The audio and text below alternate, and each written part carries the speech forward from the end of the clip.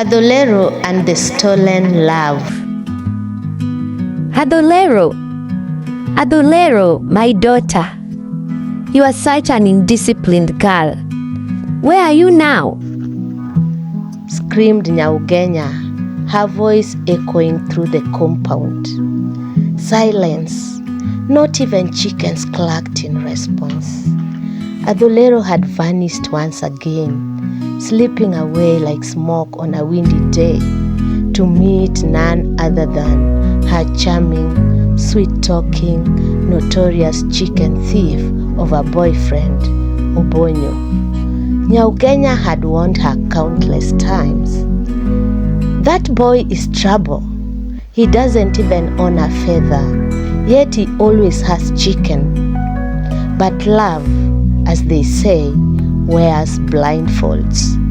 To Adolero, Obonyo was a heartthrob with a swagger no rooster could match. In her eyes, he wasn't a thief.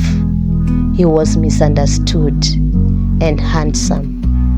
Every evening, they met under the old jacaranda tree near the riverbed, where Obonyo would proudly present fried chicken from his personal stash. Of course, it was never clear where this stash was, because it was usually someone else's cook. Still, Adolero giggled through every bite. Their love was hot and spicy, just like the stolen chicken. One sunny morning, as Adolero scrubbed clothes beside the kitchen, she heard a low whistle from the gate. It was their secret call. She wiped her hands and dashed to meet him. Obonyo stood there, grinning like a schoolboy, holding a fat brown cock under his arm. "A gift for my queen," he said, puffing out his chest. Adolero raised her eyebrows. "Obonyo, where did you get this?" He winked. "My coup is overflowing, my sweet one. A queen like you would never lack chicken. You want one every day?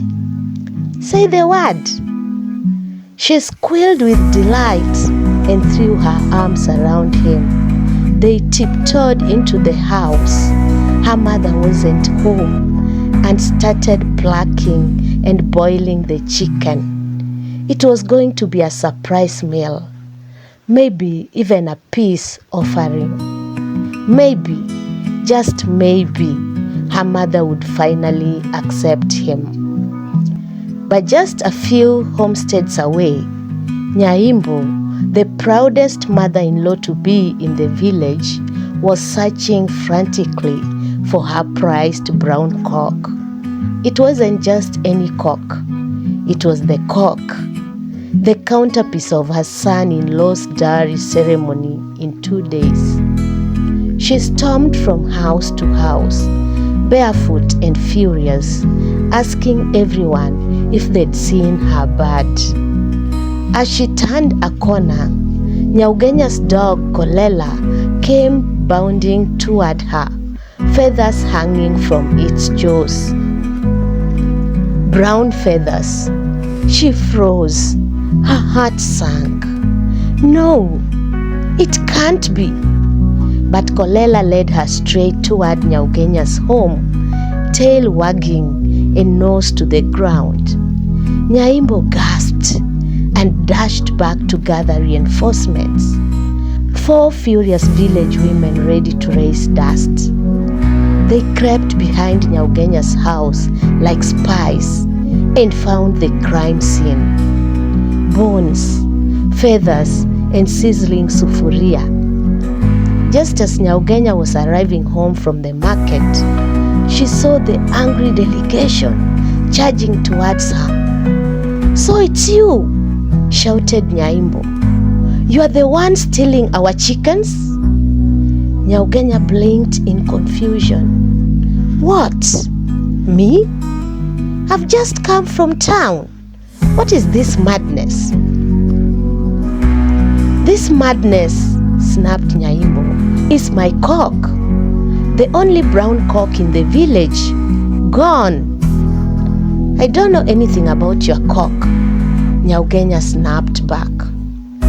Before she could say another word, the women pounced on her like a pride of lionesses. They threw her to the ground. Adolero, hearing the commotion, ran out and tried to defend her mother, but they overpowered her too.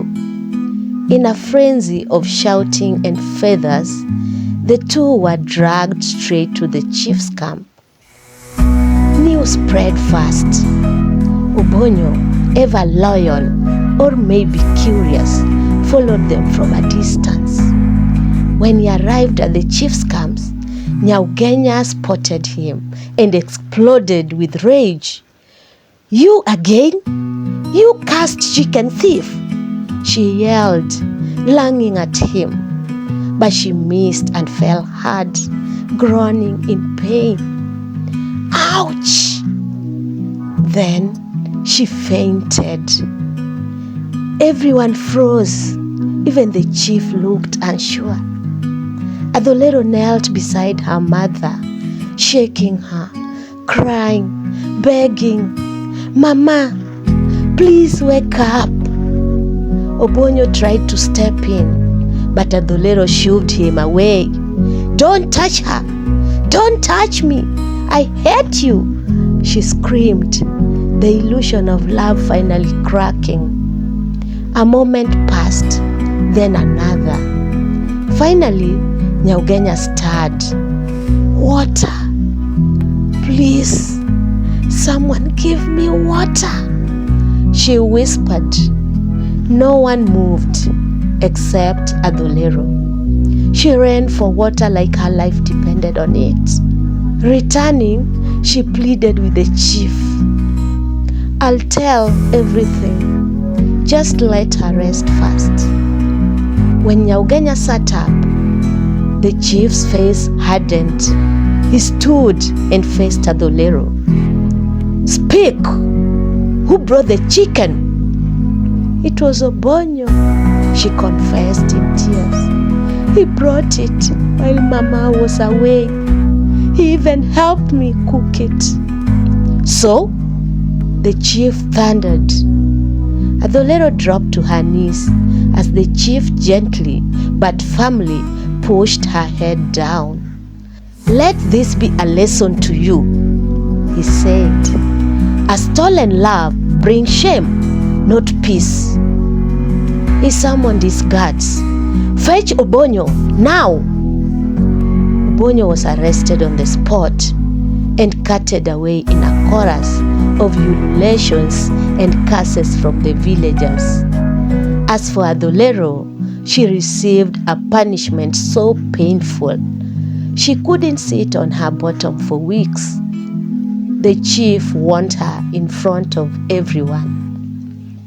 "If I ever hear you are seen with Obonyo again, even in a dream, I'll double it." Adolero nodded through tears. And that, as the village would later whisper, was how the queen of the stolen chicken finally came back home with nothing but regrets and bruised hearts. And that is the end of the story.